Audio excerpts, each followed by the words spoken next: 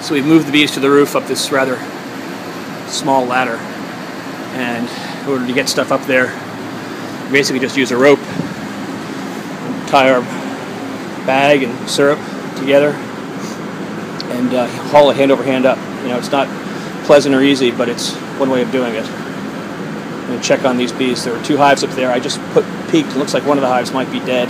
It's a hive we added a package too late in the season, so it's disappointing, but not necessarily surprising.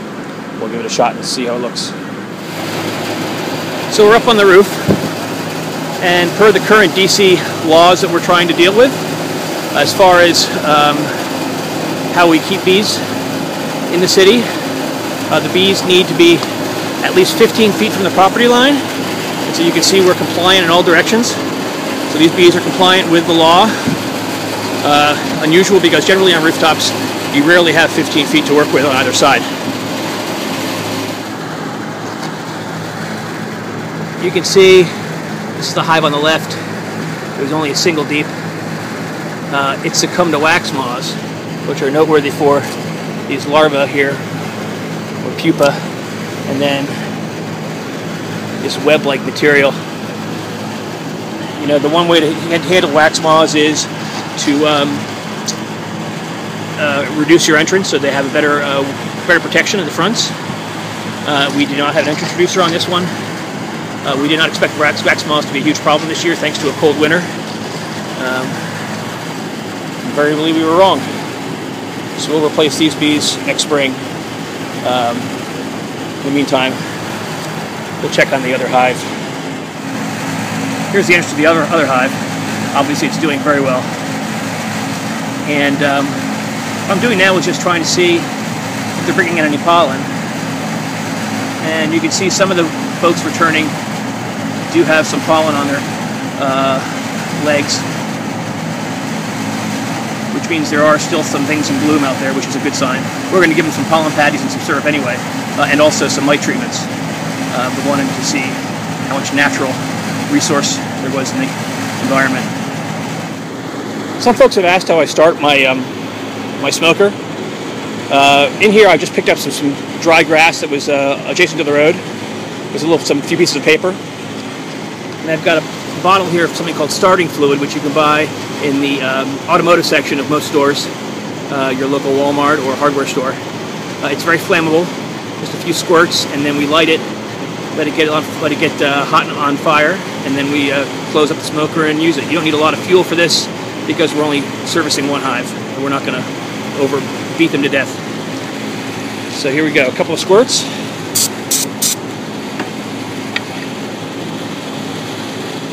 And this is, so you see that lights up pretty quickly. Give it a few squeezes. You can see that starter fluid provides a good fuel to get the thing started. What we're really trying to do is just get some nice hot coals in there that'll keep the rest of the cooler material smoking.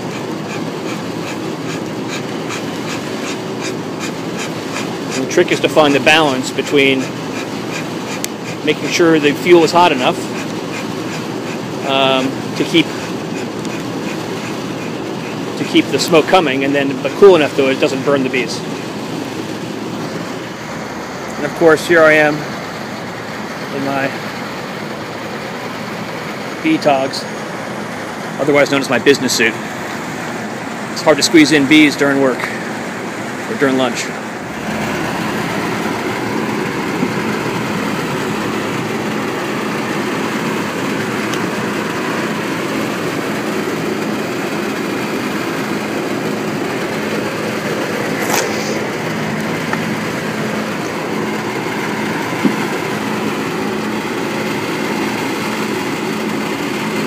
Not surprising, we have a small hive beetle infestation. Here are some right there, actually.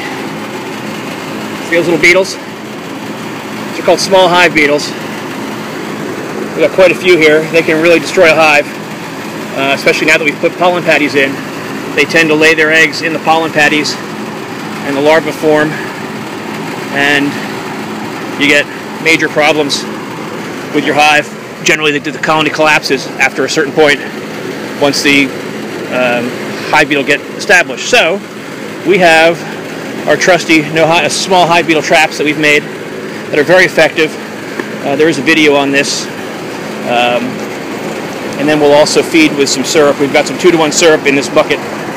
Basically, we took 20 pounds of sugar and put enough water in the bucket to fill it up to about 4 gallons, and then stirred it to get a thick syrup. And that's what we'll feed them today. Another pest we're treating for right now is mites. We're a little late in the season for this, but we needed to treat them. This is something called Apivir. Basically comes medicated on some plastic strips.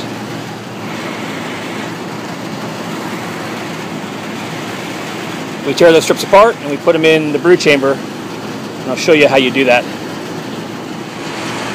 So if we look at the brood chamber here, where you'll also notice our pollen patties and our traps, we add these strips in the brood chamber on opposite sides, one in the front, one in the back, one there, and one there. And the idea is the mites, when they walk by, will rub themselves against that accidentally, or when the bees rub against it, and the mites will get contact poison and eventually die. Now we'll put the upper super back on again, and we're all set. If we had a lot of brood in the upper super, we would add strips up there as well, but since we don't, we're just going to focus on the lower hive body. We're now good to go on this hive on the right. We filled it up with about 4 gallons worth of syrup. We actually took the feeder off the dead hive and put it in the upper super as well, so there's 2 feeders up there. And now the bees are coming back in. You can see some of the pollen on their legs, I hope.